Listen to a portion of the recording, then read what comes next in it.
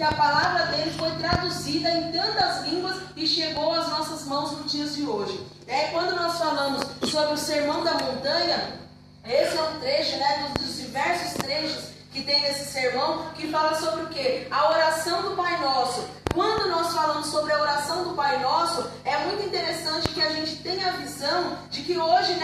qualquer pessoa que tenha uma religião, ela tem ali a forma que ela foi instruída em fazer a sua oração. Quando nós vemos a oração do Pai Nosso muitas vezes sendo tratada, sendo muitas vezes banalizada no meu ponto de vista, que às vezes no início de um jogo de futebol, inicia-se ali 22 jogadores, faz aquela oração quase que como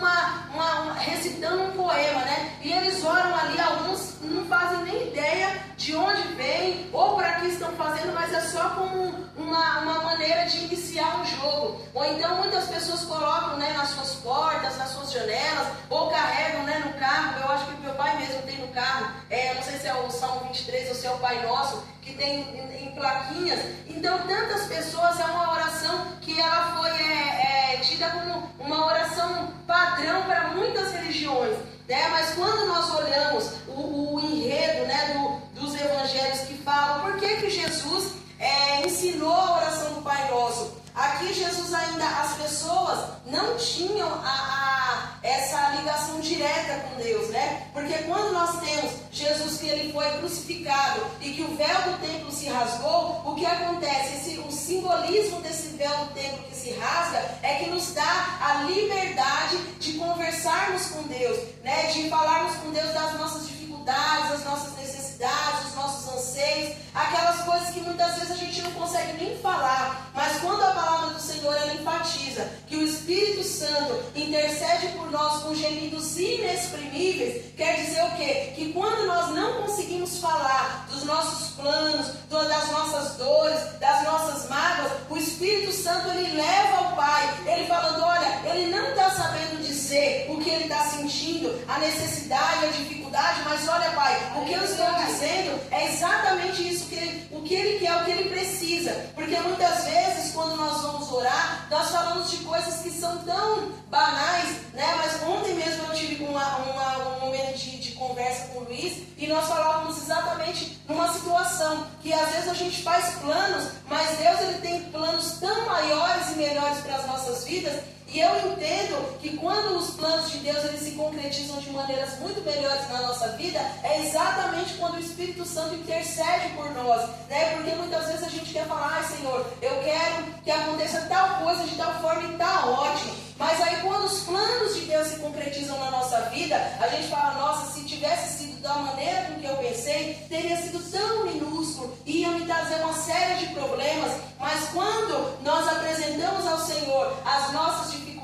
os nossos anseios, e nós entendemos que a vontade do Senhor ela é muito melhor para as nossas vidas, nós começamos a exercitar a nossa fé, exercitar a vontade de Deus sobre as nossas vidas, Aqui no versículo 6, para nós fazermos a leitura aqui do Pai Nosso, que ele é tão corriqueiro, mas é muito interessante que a gente venha colocar o contexto histórico sobre esse Sermão da Montanha. Quando a gente fala que as pessoas elas perguntavam, Jesus, se eu quiser falar com o Pai, e é numa situação que as pessoas elas não tinham esse costume de fazer orações como nós fazemos nos dias de hoje. Quem normalmente fazia as orações eram os sacerdotes. As pessoas chegavam no templo, levavam a sua oferta, um animal para ser sacrificado, e a partir dali, esses sacerdotes levavam a oração e o pedido de perdão para Deus, As pessoas não tinham essa liberdade que nós temos no dia de hoje. Então, é muito interessante que Jesus, ele dentro do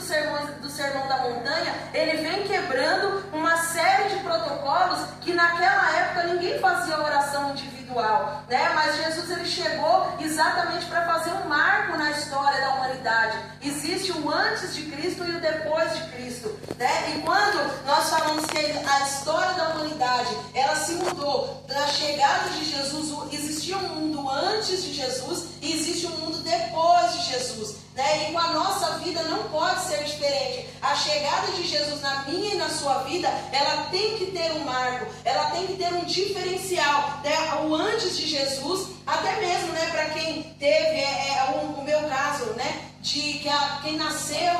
o que a gente chama de berço evangélico. Mas nossa, fulano nasceu no berço evangélico, né? Fez ali, é uma pessoa que cresceu dentro de muros de igreja e nunca saiu. E a gente, mesmo com as nossas dificuldades, tem pessoas que têm esse histórico. Mas isso não significa que nós conhecemos quem nasceu na igreja, né? Porque nós encontramos Jesus exatamente no dia. Eu nasci no dia 5 de novembro de 1985, um dia desses aí, né? Mas o que acontece? A minha trajetória, a minha caminhada, eu posso dizer que não foi exatamente no dia que eu nasci que eu tive um encontro com Deus, né? Que a minha trajetória, o antes de Jesus e o depois de Jesus. E muitas pessoas que encontram a Jesus no decorrer da sua trajetória, tem aquela, mas antes eu era de tal maneira, como é que eu vou chegar para ter um relacionamento com Deus, né? Porque assim, a palavra do Senhor, ela tem exatamente esse dado, aquela pessoa que ela teve toda uma vida religiosa e ela encontrou com Jesus. E muitas pessoas tiveram toda uma vida